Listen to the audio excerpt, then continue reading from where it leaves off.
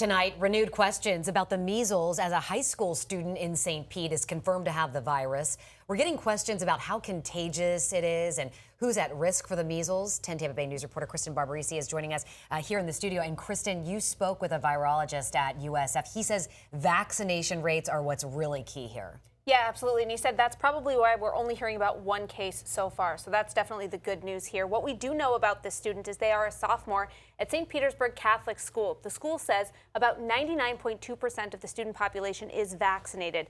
Dr. Michael Tang says that high vaccination rate is extremely good news and something he credits to the existing school vaccine requirements. 99% vaccination rate means that this virus is likely not to spread too much in this high school. It is most of the cases, especially if you've been vaccinated with the 2-dose vaccine schedule, you're protected. Even if you were infected, you would be more likely to see mild symptoms. Measles spreads through the air, and when an infected person coughs or sneezes, it's extremely contagious. It can linger in the air for up to 2 hours even after they leave the room. Symptoms usually show up 2 weeks after exposure, and often starts with a fever, a cough, red, watery eyes before the rash appears. Children under 5 and pregnant women and people with weakened immune systems are especially vulnerable and face the greatest risk of complications.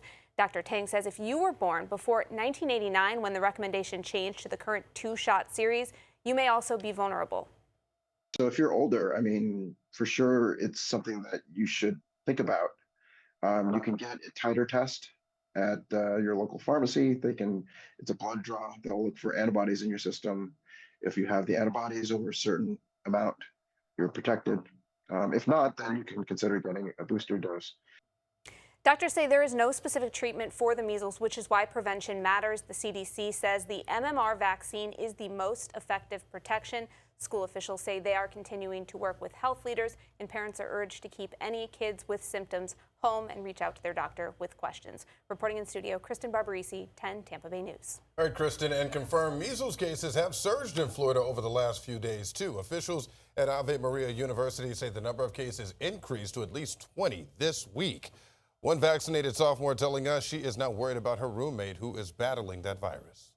She's struggling, but she had a high fever, the rash, cough, stomach problems.